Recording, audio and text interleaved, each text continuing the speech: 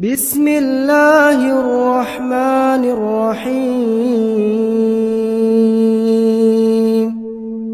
اقرأ باسم ربك الذي خلق خلق الإنسان من علق اقرأ وربك الأكرم الذي علم بالقلم